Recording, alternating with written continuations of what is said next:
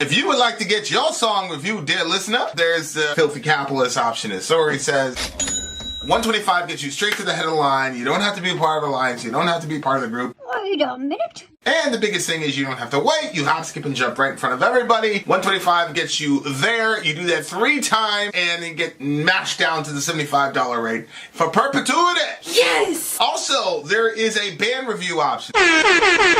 So if you've got a band and you're trying to get your band some exposure, hit me up at sori@gmail.com, and I'll show you the details about how to pull that off. You can also jump on Patreon, and there is a option on the tiers to be able to get your band reviewed. Yep. Obviously, we can't lie to you, so we can't guarantee a positive review.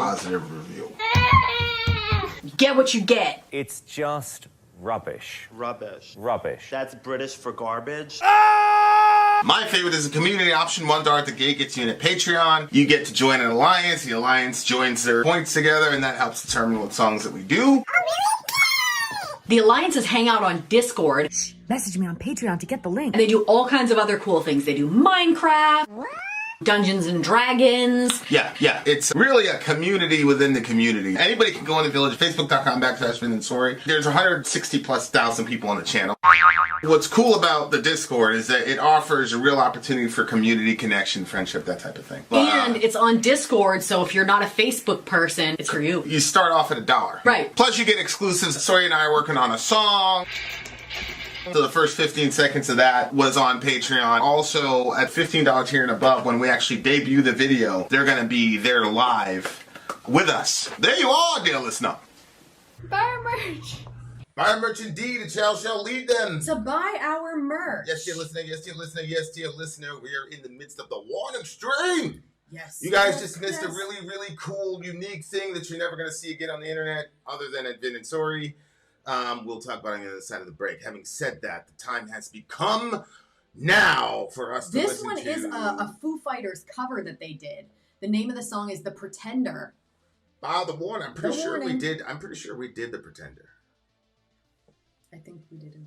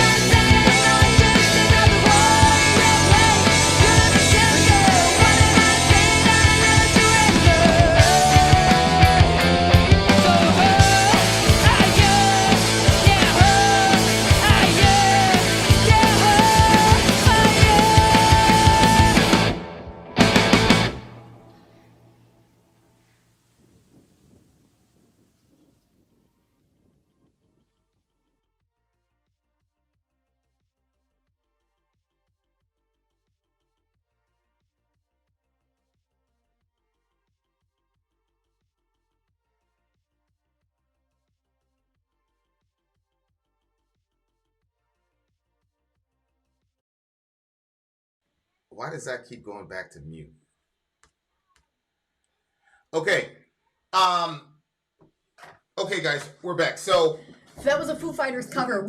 That was a Foo Fighters cover. We actually did a full breakdown of all that shit. Of those lyrics. We've already done it. But I do want to focus on. So, so they're on my radar to interview. For sure. I'm about to go after these girls for an interview. So that means I'm going to have to be very circumspect in how I think Franco has been trying to get us in for an interview. So here's my thing, right? Like that singer, Danny. Yeah. Yeah. She has. Man, I don't want to do this because I love the family dynamic, but she could be as big as Beyonce. Oh, you think so? Yeah, man. That girl, she gets hooked up with like a Rick Rubin type producer, and she signs individually to a major American record label. Uh-huh. She could definitely. Now, what is it? What is it about her be as big as performance Beyonce. That you? That's the middle one, the one that was like no, funny in the interview. The singer, the main singer. The blonde one. Danny, yeah. No, yeah. Wait, hold on a second. I got a little confused here. The one that I saw singing in this one every time I was watching the screen was the dark-haired girl, which was the middle one, right? Nah, I'm talking about Danny. Remember, people dye their hair, right? Like they're all Mexicans, and she probably her natural hair color. Okay, yeah, okay, I got a little confused. But my point is, her voice is incredible. The one who was, remember they said, "What's the price?" Blonde is Danny. The blonde one. Yeah. I mean, she has an incredible voice. She has a great voice, great look, great stage presence. Yep. If she got a major American record label, I think you're right. I think you're right. And look, I'm not talking about breaking up the band because she could do both. The problem is, you look at the Jackson 5. As soon as Michael went by himself, he never went back. Mm-hmm. You look at Destiny's Child. Beyonce was originally, actually, oddly enough, part of a trio. Destiny's Child was the name of the group. Yep. But Beyonce was the Danny, and she went off by herself and did a record, and it just exploded because she had a major label behind her, and she had the look and all the rest of it. I see. And it's just very hard for these people to go back to sharing the money and the attention. Especially when the record label... she's the main singer and a guitar player. Yeah, I mean... That's crazy. She, But to his point, Justin Timberlake, same thing. He was in sync. As soon as he went by himself, he went back. So, I mean, look, they're signed to Lava Records, but that doesn't mean that she can't sign to Columbia Records unless they have a non-compete or non-exclusive contract. But, I agree, Lost Hate. I think, American culture relative to family is different from Mexican culture. I'll just say Hispanic. The Hispanics are just a lot better, in my view, of family and loyalty and all that other stuff. Growing up in the Bronx, like the Puerto Ricans were always kind of like very, very, very close knit as a family. And Lost Hate, I'm kind of torn about it because it's like, wouldn't you want to see every human being hit the highest potential possible? But then you say, yeah, but, what about her sisters? Because she would have been nothing without them. I'm not trying to break them up at all in any way, shape, or form. But I am saying that she's got insane star quality. But the whole band, like, if the drummer was the singer, I almost feel like we could make that happen the same way. It's just like football where the quarterback gets all the attention when there's other people on the team that are doing whatever. V thinks they could hit their highest potential together. I agree. Their highest potential for sure. But how high she could go solo. But as far as how high she could go and what she could do, I don't know. Because you know what it is to be in a band. Like, you have an idea. You think the song's supposed to go this way, but your bandmate thinks it's supposed to be this way, and you gotta have to pair it. You have to compromise. But if you're by yourself and you're a megastar, you don't have to compromise shit. Everything can go in your image, all the rest of it. This band, they started as a cover band, it looks like.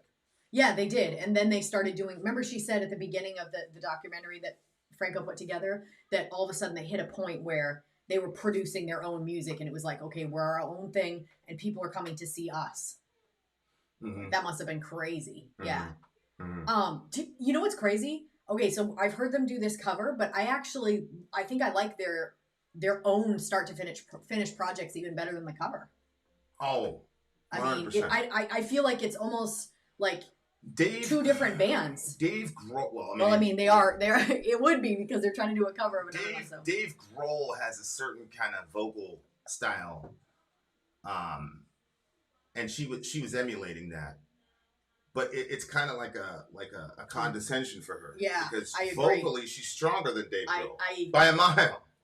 And she's an actual singer who's actually hitting, no disrespect to Dave, but she's an actual singer who's actually hitting notes. Yep. You know, where Grohl is more raw. I mean, I'm going to give this one a solid 9. Ironically, I thought it was vocally weak compared to Dave, but, you know. Like I said, I liked their other stuff. And the thing that I thought was pretty interesting was this one was like, it seems professionally recorded.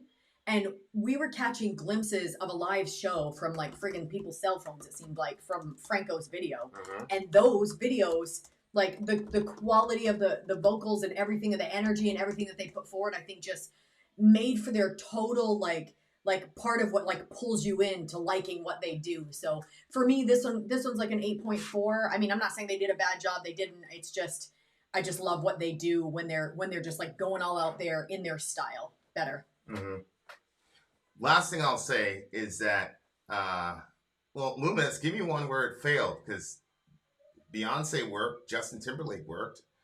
But you know what? In metal, it's interesting. In metal, you can leave and do something solo and stay with your band. Korn's done that. Jonathan's toured with his own stuff, but he's mainly Korn. Mm-hmm. Corey's done that with Stone Sour. So Ozzy's done it. Did that? Well, that's what I said Corey did with Stone Sour. I didn't hear you. You know, so it can work. Ozzy, it can work. Where she has her solo stuff and then stays in the band. But it almost seemed like, because when he asked her what was the price, like it already seems like she's paying such a high price to do that to add another one, like, I don't know. Yeah, I mean, we'll see. We'll see. I hope they stay together, man, because the scene needs these people. Mm-hmm. Like they're needed in the scene. I agree. You know, they're fresh. They got great vocal style, great energy. Yep. They haven't. It's clear that they still haven't realized that they're actual rock stars yet, because of the way they're acting and stuff like that, which I love. So yeah, more power to them, man. Hopefully they stay together, because it's a beautiful, beautiful thing. I agree. All right, you guys, we have, again, the Warning song coming up. What's the name of the next song? The name of the next Warning song is Money. Money? We were literally just talking about that in regards. Might be a Pink Floyd cover. We'll see you guys on the other side of the commercial break.